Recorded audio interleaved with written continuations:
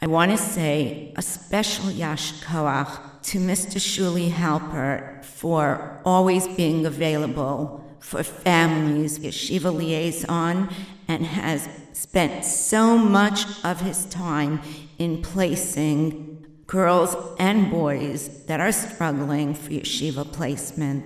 So on behalf of Mask, a very special Yash Koach, I'd like to call upon Shuli Halpert to please come up to introduce Rabbi Ephraim E. Shapiro. Thank you. Once again, my name is Shuli Halpert. I am a volunteer in school placement for boys and girls for the last 12 years. I have, Baruch Hashem, met with more than 1,000 boys and girls over this time. I have very few cardinal rules in the work that I do, but one of them is when Mass calls, the answer always is yes. I would love to say that I use that rule throughout my entire life, but I'm only human, so I have to explain. My wife and I are recovered parents at risk going back more than 20 years at a time when there were no yeshivas off the mainstream available, when there was no help. There was one organization there at that time that gave the help, gave the chizuk, gave the understanding to parents on how to deal with all different types of B'nai Yeshiva, of Beis Yaakov girls who were frustrated, who were wandering, and needed a hadracha to be able to get back on the right path. So it was my pleasure to tell Mrs.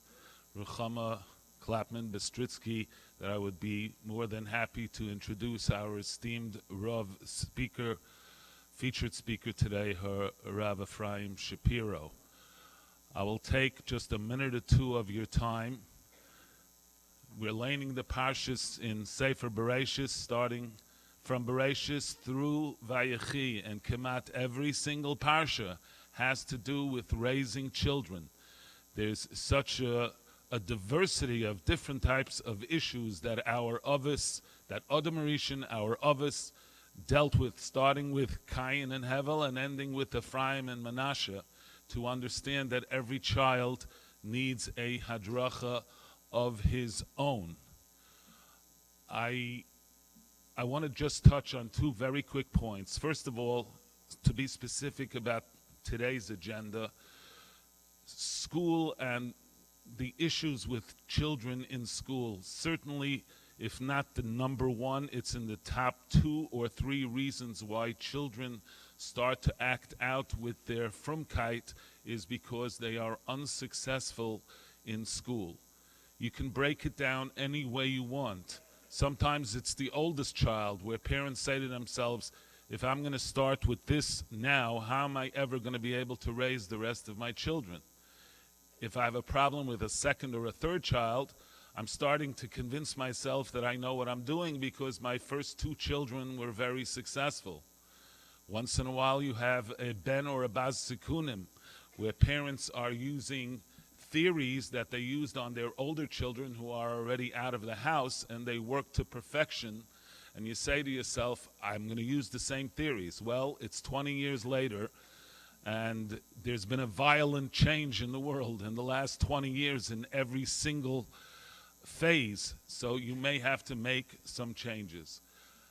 I also want to mention, this is something every time that I'm at a gathering for Mask, I mention this, and it certainly is very obvious today. 9 out of 10 times when I meet a boy or a girl in my house, which is the first step to trying to figure out how to place them in yeshiva, they're coming with their mothers and not their fathers. This is a phenomenon that has been going on for years and years, and on one hand, it would be very easy for me to give an applause to all the mothers because they're always there. But I've been trying to figure out what the problem is, and unfortunately, I think the fathers fall into 2 categories. One category is the father in yeshiva was a mitzuyan, and he doesn't have the ability to deal with his child who's not a mitzuyan. He just doesn't understand it. On the flip side, if the father was weak in yeshiva and somehow cruised through yeshiva but doesn't have the ability, he's lacking the self-confidence in himself to be able to help his child get through his own trials and tribulations while he's going to yeshiva. But nevertheless, whatever the reason is, there's no reason that the fathers should not be more involved. I can't tell you what a difference it would make in a boy who's struggling in yeshiva if he feels his father has his back and is doing everything, not behind the scenes, but personally within, trying to help him get to where he wants to go. Finally, being a Rav today, something that I have no connection to whatsoever, but I do speak to many, many, many Rabbanim, locally here in Flatbush and Borough Park, and actually all over the United States. And they are all telling me that when they signed up for the Rabbanis, they never realized how much education they need, not only in the Shulchan Aruch and knowing how to paskin on those topics, but also how to guide parents through yeshivas today. And I am one which Mask knows very well. I do not bash yeshivas. I never did and I never will. Will I say there aren't issues sometimes? It might be true, but it would be so much easier that if a school reaches out to a parent, even as early as the first or the second grade, instead of taking it personally that they feel there may be some kind of issue with the child, negotiate with them, communicate with them, listen to what they have to say, speak to your Rav, go through all the angles that may be in play over here, and you will find that when you work with the schools, even though sometimes you have to take a deep breath and swallow your pride, you're doing it l'toivas the neshama of the child that you're working on, and you will see tremendous nachas. We're Baruch Hashem zeicha today to have one of those Rabbanim who is a world-renowned speaker and will give us divrei chizuk on this specific topic. It's covered for me to introduce Rabbi Ephraim Shapiro.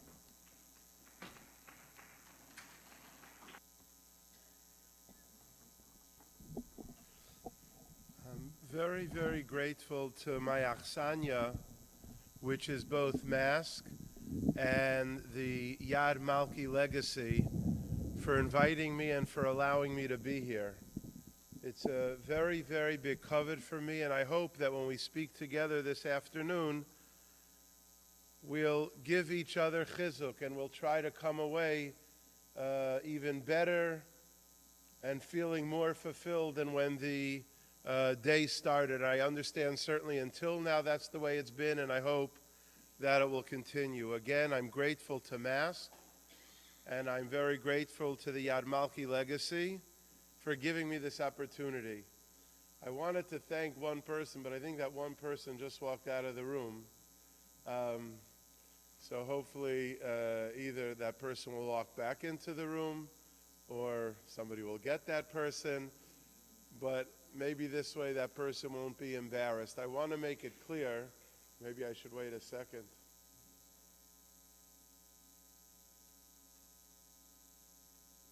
I just want to make it clear that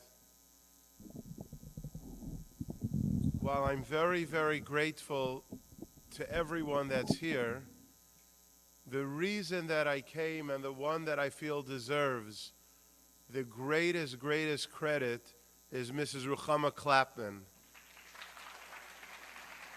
I want to tell you, and I certainly don't mean to embarrass her, there were so many phone conversations that she and I had back and forth about different events, but HaKadosh Baruch Hu gave her the koyach and the talent to stay focused and to have tremendous attention to detail.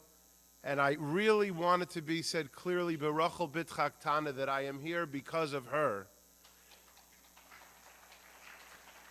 And I want to wish Ruchama and everyone that's here a bracha that we should all be zeicha to have only Yiddish and nachas and to be able to enjoy it gesund to hate. And again, to Ruchama, I am very, very grateful. Me'umke delibi, I can't thank you enough.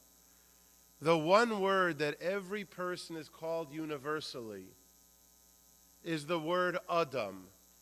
That person could be 3 or 120. That person could be a man or a woman. It's irrelevant. Everybody is called Adam. In fact, it should be noted that Adam has no plural. What's the uniqueness of being called Adam? That it's a title, an appellation that applies to everyone equally. Take a look at the letters before Adam versus the letters after Adam. Aleph, Daled, Mem. What letters are the ones that precede the Aleph? Is a Tuf. Before the Daled would be a Gimel, and before the Mem would be a Lamed. Take those 3 letters, the Tuf, the Gimel, and the Lamed, rearrange it, it spells the word Golus. Now take the letters that follow Adam. After an Aleph is a Beis, after a Dalet is a Hey, and after the Mem is a Nun. Beis, Hey, and Nun, when they're rearranged, spells the word Boine, to build. The reason that you and I and all of us, we are called Adam, the Ribbono Shel Olam says, if all we do in our existence is look back. Now, there's a healthy degree of looking back. If looking back is to springboard for a normal, natural, wholesome, and healthy future, then one looks back. But when one looks back and gets stuck in the looking back, in fact, take a look at the word Elul, one of the most powerful months. When you spell Elul, Aleph, Lamed, Vav, Lamed, backwards, it spells the word Lule. Lule is when a person lives a life of regrets. Sometimes, and I could tell you in the Rabbanis, there are people who live and die a life of Lule. If only, it's a life that's exemplified by regrets. Why didn't I when I could have? I could have made that call. I could have made the change. I could have sent to a particular school. I could have listened to my mentor. I could have listened to the one who gave help, but I didn't. When one only looks back, Adam is creating a gullus. But if you use the looking back as a springboard for the future, I will listen to the professional. I will listen to the Rav. I'll make the change. I'll try that school. I'll make the call. I'll spend more time with my child. Then you create a relationship of a boine. And that's what today is all about. I don't think it's rocket science. If all I do is look back, it's a golus. But if I leave here today at least trying to look forward, to make or to do whatever it might be, then from the Adam we create a baina. Now, I don't want anybody to think that I traveled, and I did just come from Miami, where the weather was certainly warmer than here. I would never, ever get up in front of such a choshev olam and say something is easy. That would be a lie. That would be ridiculous. But I can tell you that the Torah says by Moshe Rabbeinu, 3 times, Rashi says, something was difficult for Moshe. Usually when I ask the audience, they guess the first one right away. What's the famous Rashi that something was difficult, so Hashem showed Moshe a visual? What was that? Well, the menorahs usually... The moon is not all, usually almost 100 out of 100, the menorah is the first answer. The second answer, the coin, the shkalim. We know that he had to be showed matbeya shel eish. And what was the third one? You called it out correctly. HaChodesh, the moon. Rabbis, I open up your hearts and tell me the first letter of those 3. Menorah is a mem. Shkolim is a shin. HaChodesh is a hey. What does that spell? Moshe. How a person does when something is difficult. How a person does when it just ain't so easy.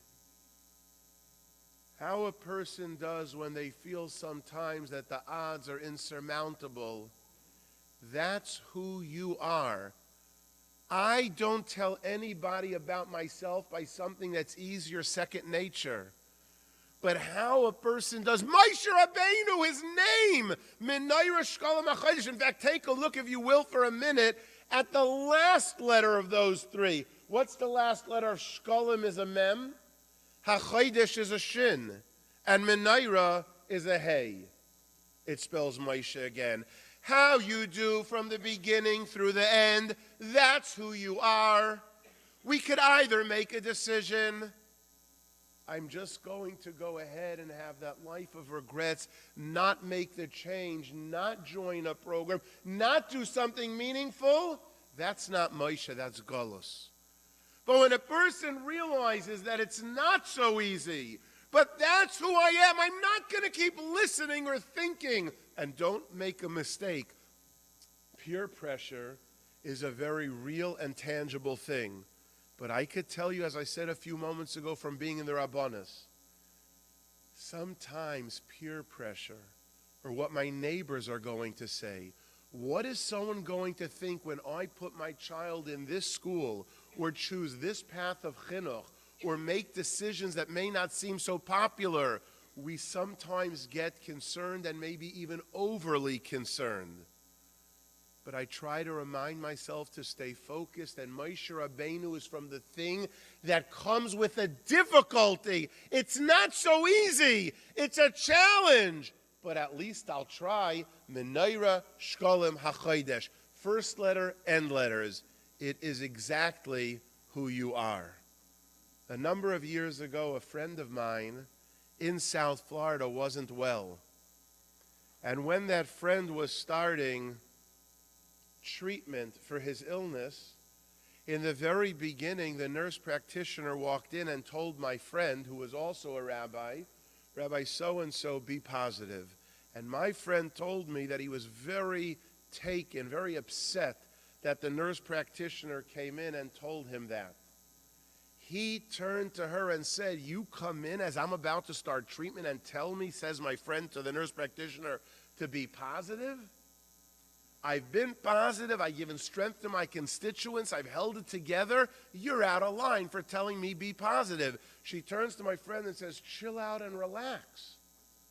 20 minutes ago, as your nurse practitioner, I took your blood for a blood test, and you asked me to report back what your blood type is, so I walked in and I told you, be positive.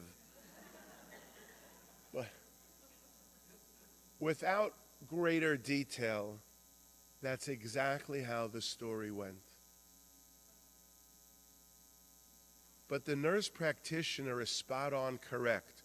Whether you and I have a blood type of A, B, O, positive or negative, we can go such a great distance if we would be willing to be positive.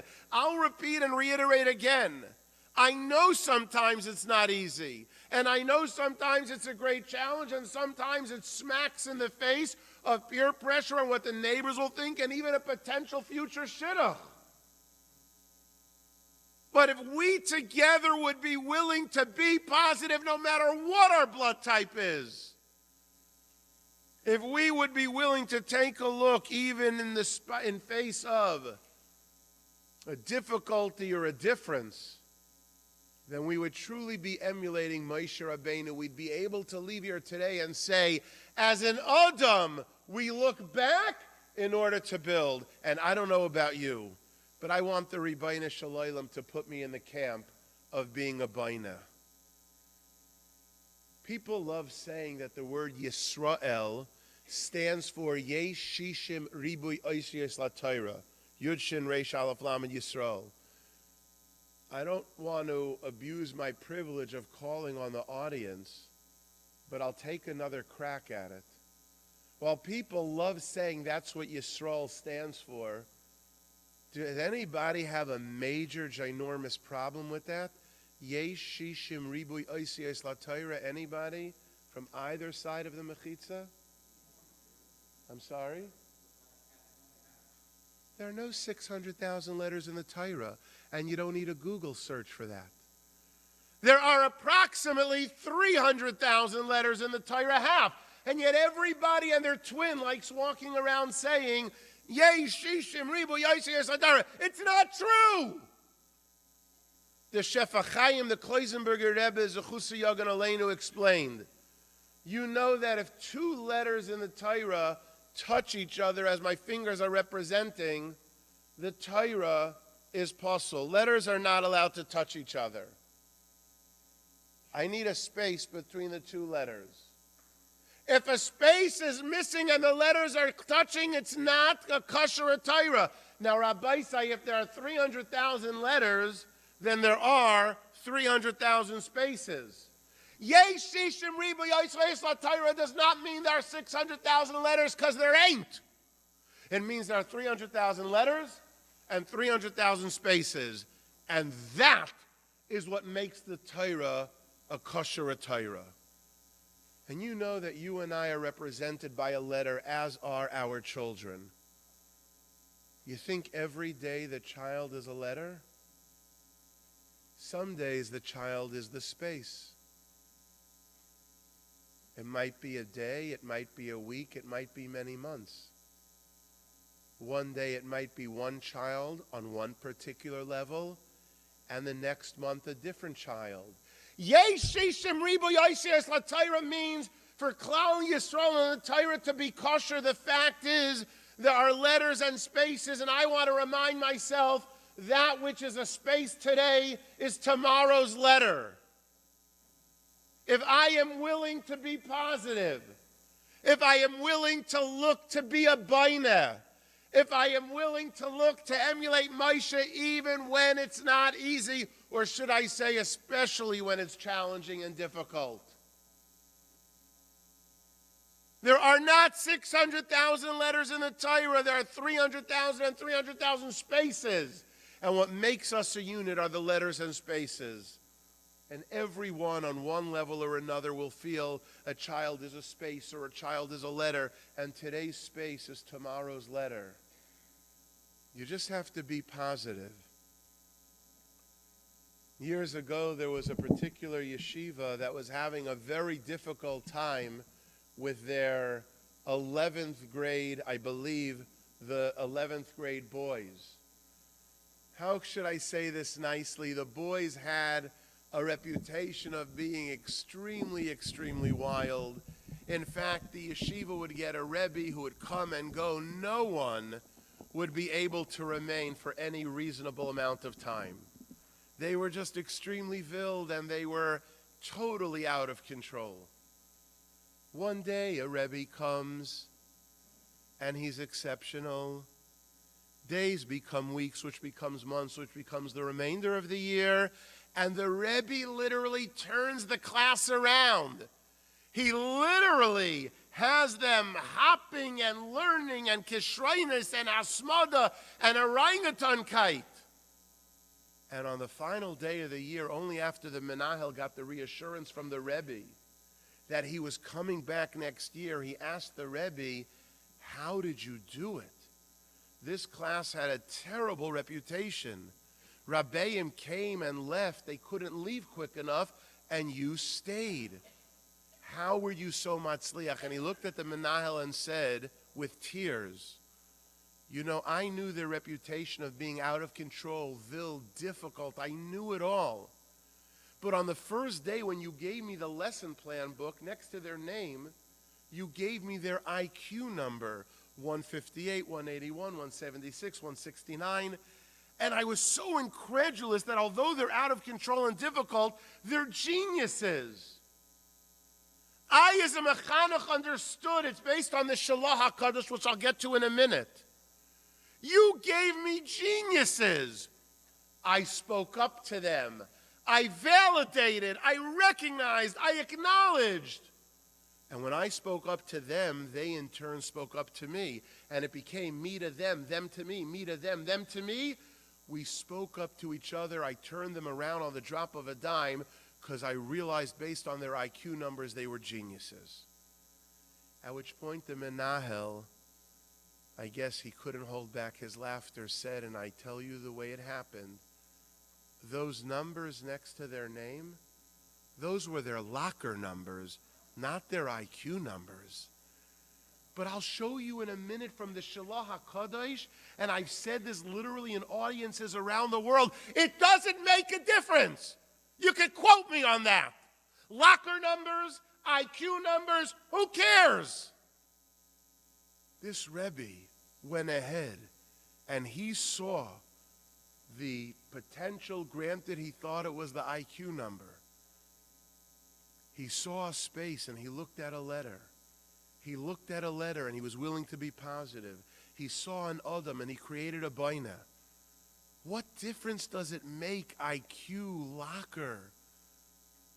It's really based actually on a pshat from the Shalach HaKadosh that my father, Zatzal, Harav Mordechai Shapiro, said over very often. It's for parents and mechanchim alike to live by these words. Don't put it in your heart. Sear it. Sear it in your heart. I wish every mechanech and parent would know this Shalah. Shlomo HaMelech tells us, Al toichach letz pen yisna'eka, hoichach lechacham v'yahavcha, which literally means, don't rebuke the scoffer, he'll hate you. Rebuke the wise and he'll love you. And the question's obvious. The wise doesn't need rebuking. It's the scoffer that needs the rebuking. What's going on over here? The Shalah, Shnei Luchos Abris, the Shalah used to tell us, Al toichach letz pen yisna'eka does not mean you shouldn't rebuke the scoffer and the jokester. It means when giving musar to your student, to your child, or for that matter anyone, al toichach letz, don't give musar by calling them a letz. You're no good. You won't amount. You're a space.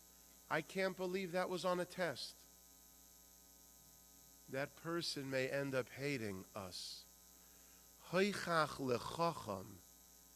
If the way it's given over when it needs to be it by the parent or the mechanech is, you're a chacham, locker, IQ, letter, space, who cares? And the person is made to be built up, to feel positive. Then be'ezras Hashem, that love will be there perpetually. As I said when I started, it's certainly not easy, but that's the name Moshe Rabbeinu. I'd like to share something with you very personal. Personal because next week is the 22nd yard site of my father, Zatzal. Maybe some of you remember him, Harav Mordechai Shapiro. But I want to tell you something that for me was a game changer. My father lived in Eretz Yisrael 1951 to 53, almost 70 years ago. For those of you who remember him, he was from the Talmidei Muvhakim of Reb Aaron Kotler, and in those 2 years in Eretz Yisrael, it's well known in the yeshiva world. He was the Ben Bayis by Rabbi Zalman Meltzer, was extremely close on many visits with the Chazon Ish, on occasion with the Briskerov, went for a daily walk when he was in Yerushalayim with the Gesher, with Rebbe Sion Yadler, the Maggid of the Altstadt. How did the relationship develop so deeply with the Chazon Ish? Our family cousin is Reb Shloimke Berman, who's a son-in-law of the Steipler, and the Steipler and the Chazon Ish were brothers-in-law.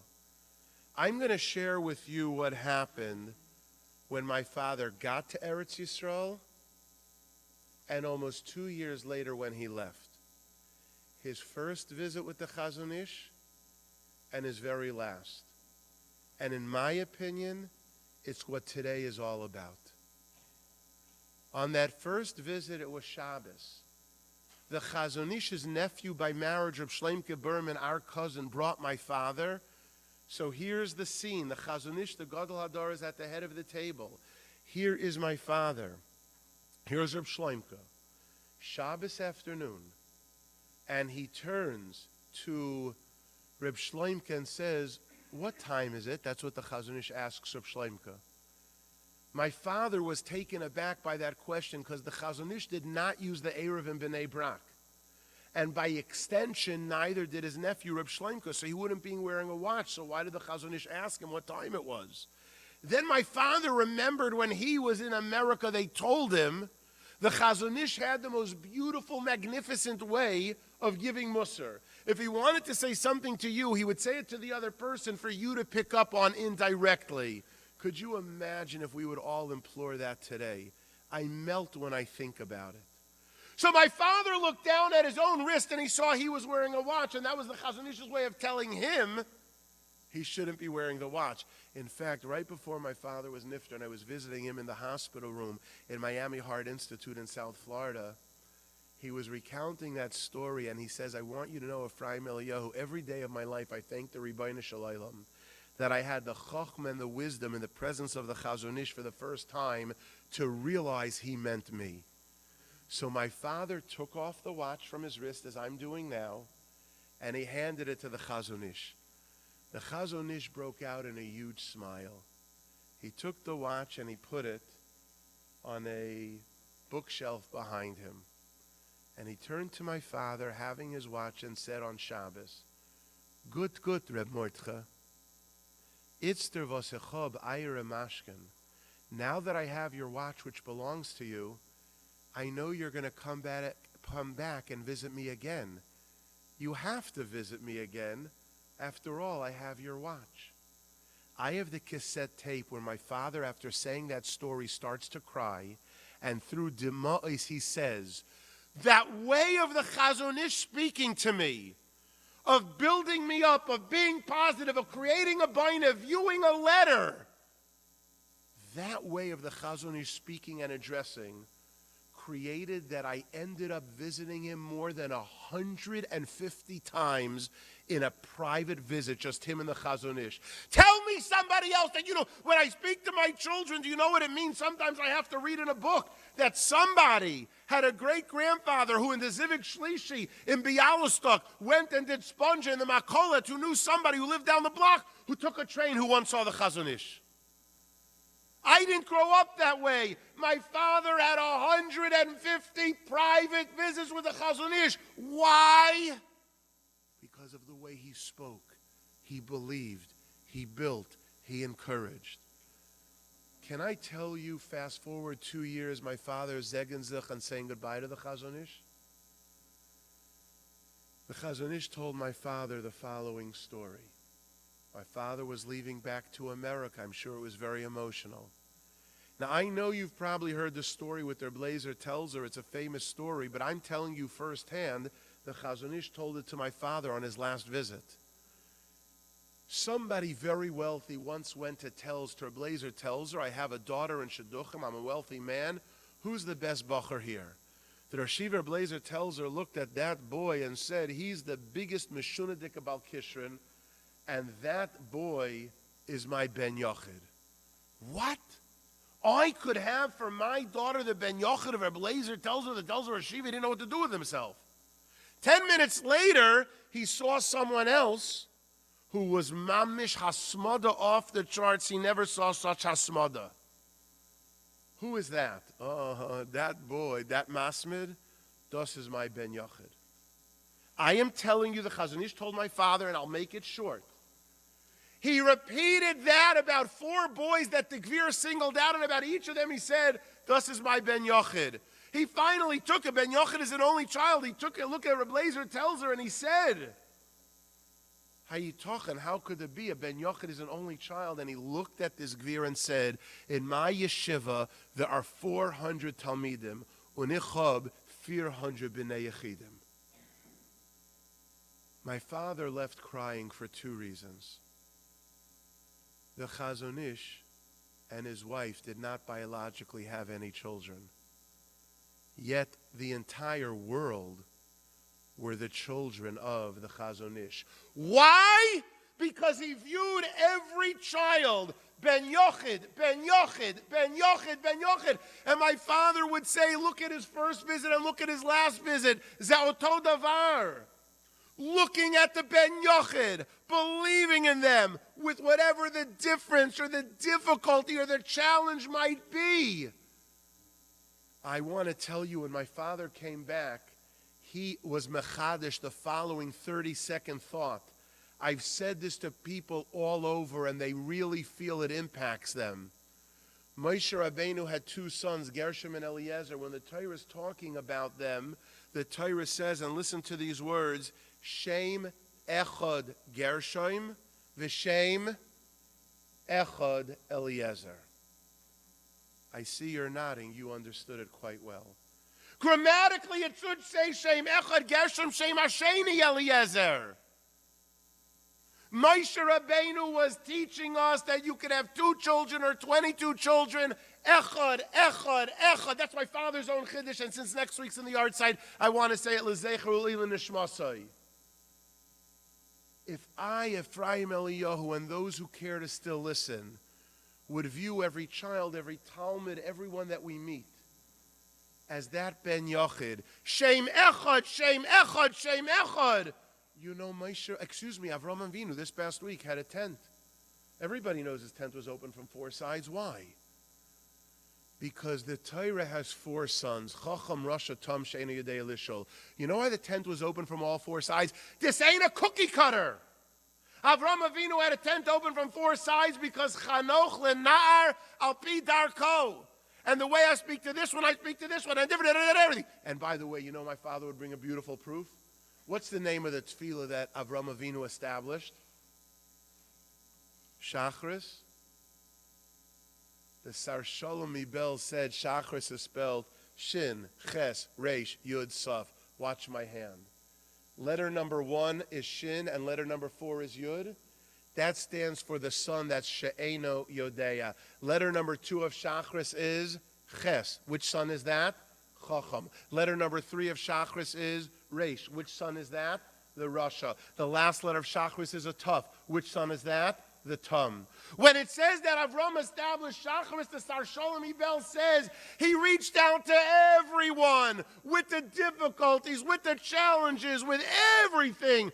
The whole package. Chanoch lenar al pi darko. It's not popular. It's not the in thing. I'm going to get some flack. The neighbors are watching. But what's she going to say? Avram Avinu, Moshe Rabbeinu, the Chazon Ish. You get it? A person has that ability to Be'ezras Hashem create Shem Echad. And the children will pick up on that. The way I heard the story that happened about 100 years ago, there was a little boy that came home. Some heard the story. I'll tell you the way I heard it. The 7-year-old boy. And he told his parents, I just finished a chelak of Mishnayos, said the 7-year-old. And they said, you what? He said, I recounted, he finished a chelak of Mishnayos. All of a sudden, on the drop of a dime, the parents, father and mother, put on the big day Shabbos, the big day Yom Tif. They went ahead and they set the table, Kiyat HaMelech, Suda Shleima B'Shaitoi. They put the child on their shoulder and started to dance and dance. The child admittedly said, when he saw his parents' willingness to encourage, willingness to be positive, the Shem Echad, the Ben Yochid, the Chanoch Lenar, when he saw their love, he said, this is the only life for me. Now, this boy had a genius head, and the Enlightenment wanted to grab him, Rahman al-Litzlan, but they weren't successful, Baruch Hashem. And the boy said, because of the way that my mother and father, and the way the mother started by responding, he knew this was his life. The name of that 7-year-old boy was Yitzchak Hutner, who grew up to be the legendary Chaim Berlin Rosh Hashiva and one of our Gedolei Yisrael. May I for 30 seconds be theatrical? What would have been if when he came home at the age of 7, the mother would have said when he put down the Mishnayos, don't put the Mishnayos down there. Last time it knocked into the vase which spilled the chocolate milk. I Windex for 20 minutes. Very nice with the Mishnayos tonight after I finish bath time and bedtime and I'm doing the Hamalach HaGoyel. And after carpool, then you'll tell me about the Mishnayos thing. But because she understood to be positive, to encourage, to stay focused, she understood that an Adam could become a Baina, and she understood that the children have to be each one a Ben Yachid. Look how the world subsequently and ultimately became the beneficiaries. I want to tell you this past week, actually yesterday, we learned the Haftarah. Every Haftarah is exceedingly special. Yesterday's Haftarah happens to be my favorite Haftarah, if one is allowed to say such a thing. Interesting, it was always that way. And 22 years ago, when my father passed away, a son says the Haftarah, the Shabbos before the yahrzeit, almost every year, it's the Haftarah I end up laning. Not this year will be Chayesara, but almost always. You know how moving the story is? The Isha Shunamis didn't have children. Elisha and Gehazi asked what they could do for her. She said she didn't want to be singled out. They blessed her with a child. She had a child. The child grew up. Ultimately, his head was hurting one day. It continued to hurt, and that young boy died. She took the child and she put him on the bed upstairs. You see, she built an attic for Elisha and Gehazi. She put him on that bed. She ends up approaching Gehazi and subsequently Elisha. He says, "What are you doing?" She tells the story. He comes back, and the Pasuk then says, this is what Elisha did. Vayiskar hadelas bad shneim, vayosem piv al piv, einav al einav, kapav al kapav, vayochem b'sar hayolad. The child woke up. You know what those words mean. He shut the door. He shut the door and davened.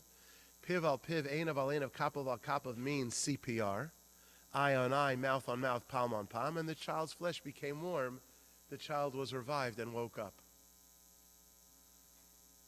Reb Meir Shapiro, the founder of the Daf Hayomi, the Lublina Rosh Hashiva, would say, follow the same ingredients that Elisha used to wake up that child that was physically dead. And if a person wants to work with a child in a spiritual way, one who might be having a particular difference or a particular disability, whether the child is suffering in one of a myriad of ways, Reb Meir Shapiro says, follow the same ingredients and work with the child in a spiritual sense. If we had more time, time doesn't allow it, I would literally break it up in all 6 steps. Vayiskar hadelos bat shneim, 1. Vayispal Hashem, 2. Piv al piv, einav al einav, kapav al kapav, 3, 4, and 5. Vayochem b'sar hayolad, number 6. Time is a bit short, so I won't be able to do all the 6 steps. Perhaps a different time we'll have that. I'll have that schus. But can we just focus on a couple of them? What was the very first thing that Elisha did that Reb Meir Shapiro says to do when you would like to connect with that child, be it the parent or the mechanech? What was the first thing that Elisha did? Vayiskar hadelas bad shneim. You know what Reb Meir Shapiro says that means? Shut the door. I will tell you why this became for me a game changer. When you're looking at the child that's going through the difficulty or the difference, maybe a child is telling you that they're being bullied. Perhaps they're being made fun of. Perhaps a child, because of an audio or visual reason, is having a difficult time and they're talking to you. Reb Meir Shapiro, shut the door. What type of message would I send to my child if while they're telling me that they're struggling, you know what they're really subliminally telling me? Tati, build my self-esteem. I want you to be positive with me. I want you to encourage me and show me love. I want you to show me that I'm your top priority and that it doesn't make a difference what Yedem says. I want you to tell me you're doing what's best for me. But instead I'm busy with an email or a fax or a deal or a phone call or something else. Vayiskar hadelas bad shneim. People, just shut the door. About 15 years ago, I was in Atlanta for a Shabbos of Chizuk. together with someone I consider one of my Rebbeim, Reb Shmuel Dishon. And he was speaking Motzei Shabbos, and he told over a story that it's really very painful to listen to, but it helped change my life. And I'm not just saying that to wax poetic. He was talking about a childhood friend who was visiting him in Borough Park. And this childhood friend in real estate was fabulously wealthy, and he mentioned a real estate term that was difficult to understand, portfolio binder. And when Reb Shmuel Dishon didn't know what the term was, this friend said something horrific out of line. He said something like, Reb Shmuel Dishon, what a fool. You don't know the most basic term. You know, I have houses in Aspen and in here and there. You're in the same place 60 years. You don't know a basic term? 10 minutes later, Reb Shmuel Dishon remembered that this friend had a Ben Zakunim. We'll call him Maishala. So he turns to his friend and says, "Your Ben Zakunim Maishala, how is he?" "Oh, my Maishala, my Maishala. Tell me, I know that he started learning Gemara this year. Your son Maishala, what Gemara did he learn?"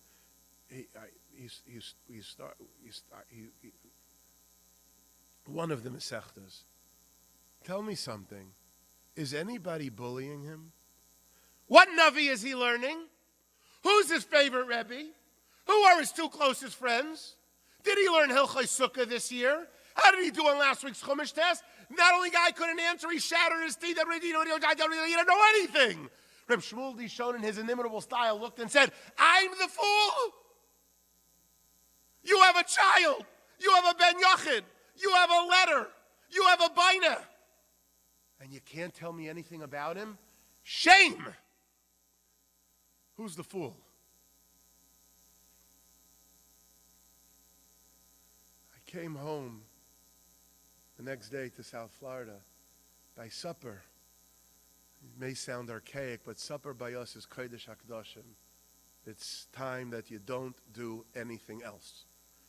At one point, my wife walked out of the room to take care of something, and I looked at the older children.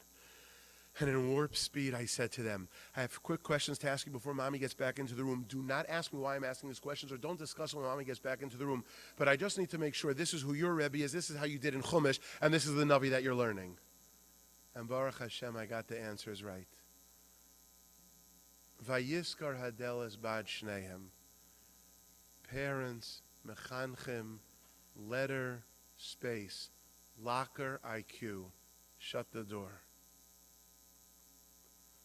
You didn't need a guy to fly in from South Florida to talk about Vayispalel El Hashem. Some have an easier time raising children. Some have a more difficult time. Some seem to have everything that goes well for them, and some seems that there is only difficulties. Days, nights. Vayispalel El Hashem. Without Tefilah, says Reb Meir Shapiro, can anything possibly begin? There was once a boy in Eretz Yisrael who was, unfortunately, and this is a bit of what you had spoken about so eloquently, this child was doing things wrong in yeshiva. And they decided not to tell the mother. She was raising him on her own. And they felt if there was anything that she could do, they would have told her. They crossed their T's, dotted their I's. There was nothing but nothing that she could do.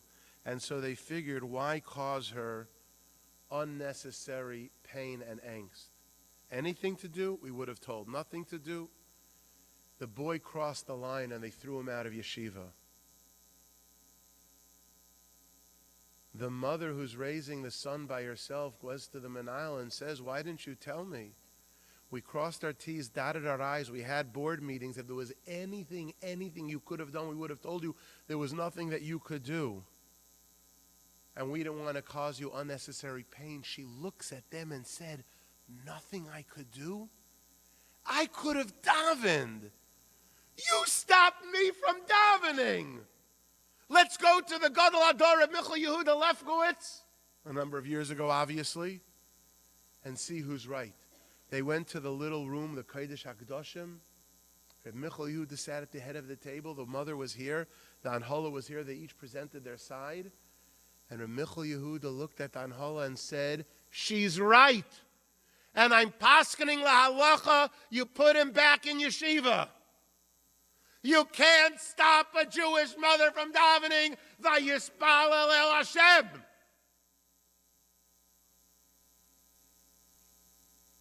And I'm certainly not putting the onus more on the mother than the father, certainly not after the statistic you gave about mothers being more involved than fathers. But,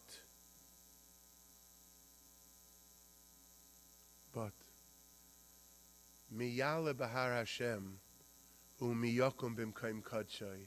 My father used to say, Yale Bahar Hashem is you go up momentarily. Miyokum Bimkaim Kadshay, aber wer ken bleiben da is to remain. So I ask you, who can take my children, your children, and our children and have the greatest impact? Who?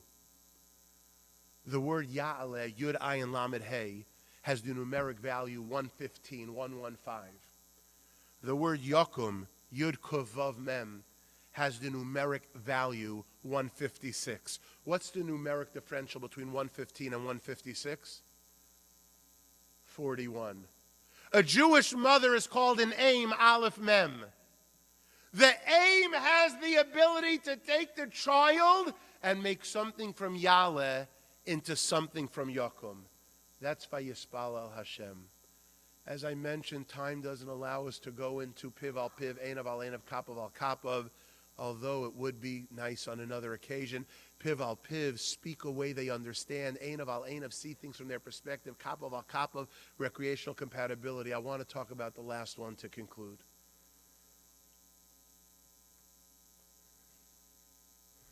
Vayocham Bisar Hayalad. Vayocham Bisar Hayalad.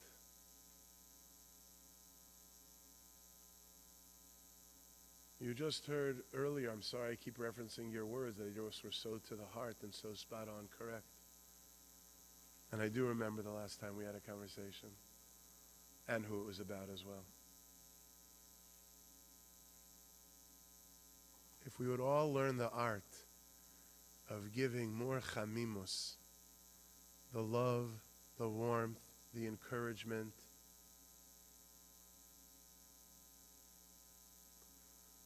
who knows how much better of people we would be with chamimus. It reminds me of a fabulous story. I have a brother-in-law. He lived in Flatbush till a few years ago, moved to Lakewood. Rabbi Yitzchak Mitnick, amongst the different things know how well you know him, amongst the different things that he does so well, he works with children as he has for literally decades. I don't know, I'm not so comfortable with any politically correct word. I think in the 1980s it was called Children at Risk. In the 90s, On the Fence. In the year 2000, that probably changed to On the Fringe. There's a famous Rav in America who refers to these children as teens taking the scenic route. It's a scenic route. I know this Rav. He's one of the biggest Rabbanim and Gedalim in America.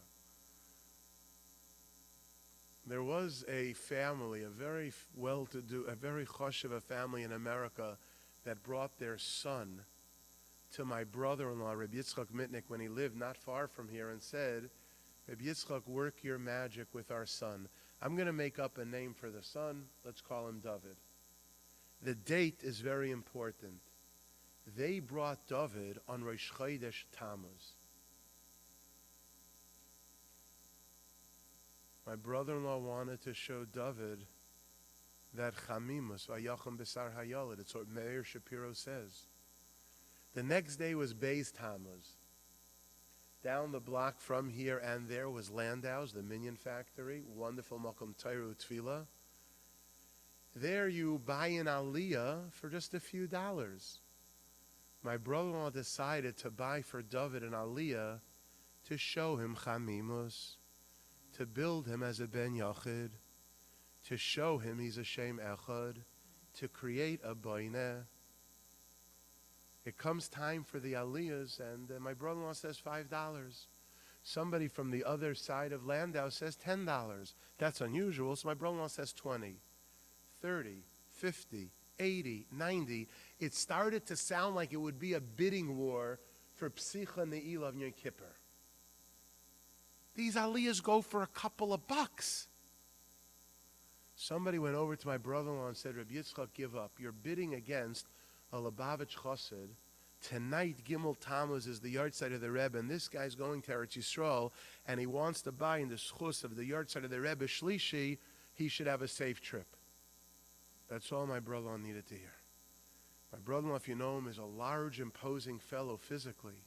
He takes out his wallet and he sees he has $120.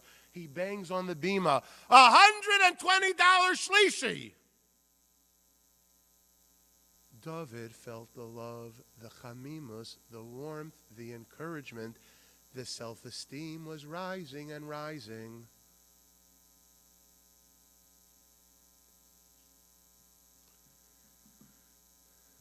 When my brother-in-law went to pay for the aliyah, the gabbai told him, I should tell you before I get to that punchline, when the Lubavitcher, the Chabad Chassid, saw that, he's no fool, he went to the next minyan and bought shlishi for $5.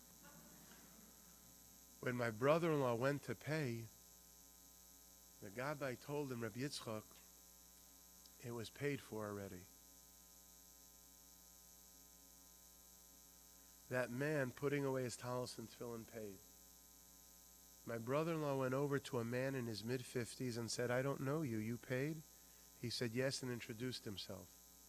What was the name of that boy you were helping? My brother-in-law says it was David. He looks at my brother-in-law and says, you know why I bought that aliyah and paid the $120? Because 40 years ago, I was that boy. 40 years ago, I was David.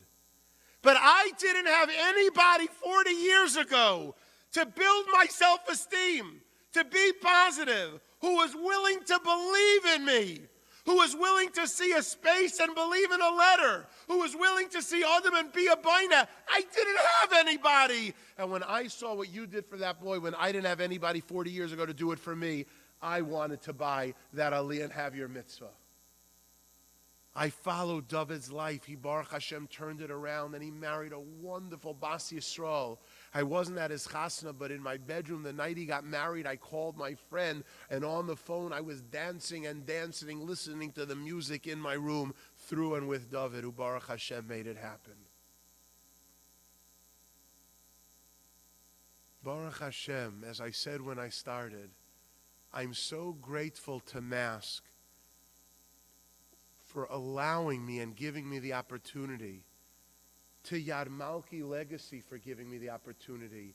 I feel like just as that man told my brother-in-law 40 years ago, I didn't have anybody to do that for me. You heard some statistics a bit ago, what it was 20 years ago and 30 years ago. But Baruch Hashem, and of course, it would be the most wonderful thing if the difficulties and the differences could fall away. But while they exist and they're real and tangible, the Ribbono Shel Olam gave us a gift called Mask. The Ribbono Shel Olam gave us people, as I said when I started, like Mrs. Ruchama Klapman, who dedicate the leiv and nefesh, mamish, helping so many in Klal Yisrael. Vayiskar Hadelas Bat Shneim, shut the door. Vayispalal El Hashem, it has to have Tefilah. And as we said to conclude, Vayacham B'sar Hayolad, with your reshus, I just want to say one vart and story, and with that I'll end. Can I ask you how Esther Hamalka, before all of the organizations, led the life that she did? Esther Hamalka had, perhaps, most notably, the most difficult childhood possible. When her mother was expecting her, her father died. When her mother gave birth to her, her mother died. She had to marry Achashverosh, not the guy you want listed on any shidduch resume. It was a life that if we would pick up a Jewish paper and read, a baby is born, father is dead, mother is dead, tumultuous upbringing, marries King Achashverosh, our heart would break. We'd give up all our money for such a cause. And yet, Esther HaMalka became the one that we look to for perpetuity. She helped save Klal Yisrael. How, Ribono Dahai Al Makula, did she do it? The answer lies in one phrase. Her relative was Mordechai. Mordechai raised her and reared her. The Pasuk says, Oimein es Hadassah. Oimein is to raise and rear. He brought her up. You know what Rav Dessler says? You know what the Michtam Eliyahu says? Oimein means something else. What does the word Oimein mean? Oimein from the word Emunah. Mordechai went to this little orphan girl from father and mother, and every morning when he woke her up and he began raising her, Oimein es Hadassah, Oimein es Hadassah, Oimein es Hadassah. I believe in you, Esther. I believe in you, Esther. I believe in you. Zak Rav Dessler, with the most impossible, difficult upbringing, yet saving Klal Yisrael. How? Oimein es Hadassah. It doesn't only and merely mean he raised her and reared her. It means Oimein es Hadassah. He looked at her every day and said, I believe in you, I believe in you. And when our children hear, often enough, that we are investing in their self-esteem, that they are our prized possession, be it on the day our child will be the letter or the space, when our child realizes that we're willing to encourage and be positive with chamimus, you are my ben yochid. Certainly when the child realizes not only that we're focusing on them, but we're relating a bit to what they go through. And I certainly don't want to conclude without wishing the mechanchim before the story and the parents, the siyata d'shmaya, and the wisdom, and the gesund, and the koyach, to be able to successfully raise each and every one of our children. But let's end with one maisa.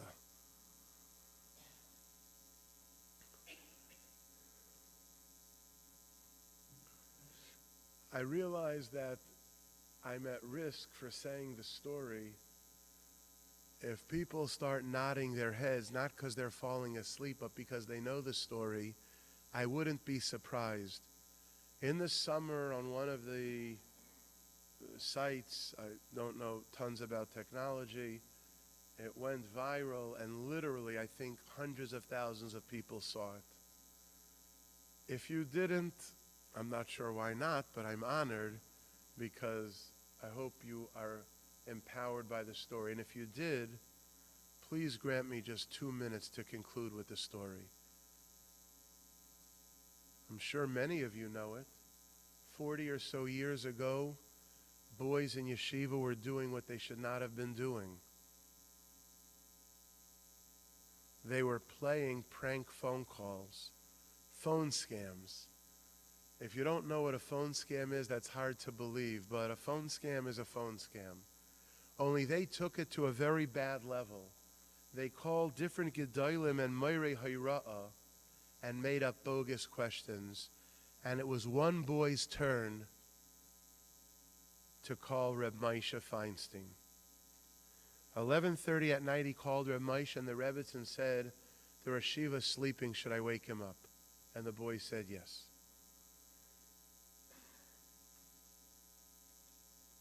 Reb Moshe, hearing it's a halachic shaila, washes his hands, asks for the shaila, and he realizes it was a scam and a prank call. I said this over recently at a weekend in a hotel for an organization, and someone very close to Reb Moshe came over and said, this story is true, and I'll even tell you what the shaila was the boy asked. I'm not going to repeat the shaila, but I heard firsthand what the shaila was. Reb Moshe realized that it was a phone scam, and he said to the boy at around midnight, "What yeshiva do you learn in?" The boy didn't want to tell. He didn't want to get in trouble. Reb Moshe said, "I'm not going to get you in trouble. Where do you learn?" He told him. "What Gemara are you learning?" He answered, "What daf?" Reb Moshe asked him a kasha on Tosfos, and he said to the boy, "Do you understand that kasha?" That was a miracle the boy knew which Baba he was learning. He turned to Reb Moshe and said, "I don't understand that kasha."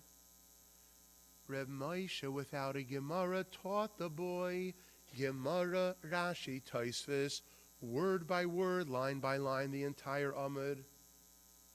The patience of Reb Moshe was legend. He asked the boy after, "Do you understand the kasha on Tosfos now?" And the boy said, "No." Like Rav Preda in his generation, Reb Moshe taught it 3 or 4 times. After an hour, the boy said to Reb Moshe, "That's an amazing question." Reb Moshe says, "Here's what I want you to do. Tomorrow, I want you to go to yeshiva. And when your Rebbe discusses the Tosfos, ask him this kasha." The next day, they're in the middle of Tosfos. The boy raises his hand, and he asks a question. The Rebbe is flabbergasted. He says, "That's an unbelievable kasha.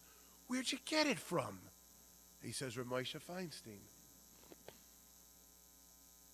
The Rebbe worked on the Shaila all week. At the end of the week, he came home and he said, "Boys, I worked on his kasha all week, and here's the answer." That evening, the boy came home, ran to his bedroom, and he was sobbing. His parents were very afraid. They asked to be led into the room. They came in and they asked him, "Why are you crying?" And with tears cascading down his cheeks, all he was able to get out from the broken heart was, "Reb Moshe! Reb Moshe believed in me! Reb Moshe Oimein Es Hadassah! He believed in me! And if Reb Moshe believes in me, then yes, Tati Mami, I believe in myself! And I want to go back to yeshiva starting tomorrow morning." The next day he went back to yeshiva. I obviously will not tell you who he is today for reasons that are obvious. Without sounding generic, he is today a very accomplished Maggid Shir in the Yeshiva Gedolah in the tri-state area. And if one would ask him why, he would say, "Because Reb Moshe believed in me." The wisdom that Reb Moshe had to show the love, the validation, the acknowledgement, the recognition, the belief. And that's why the boy is who he is today. It should be the will of HaKadosh Baruch Hu that all of us, in all situations, those that are easy and those that are difficult, with a child that we have an easier time or a child that's going through a particular difference and difficulty, may Hashem grant us the chokhmah, the love, the wisdom, the patience to instill in the children the belief, the self-esteem, the validation, and the encouragement. And may we have only Yiddish and Nachas, Gesundheit.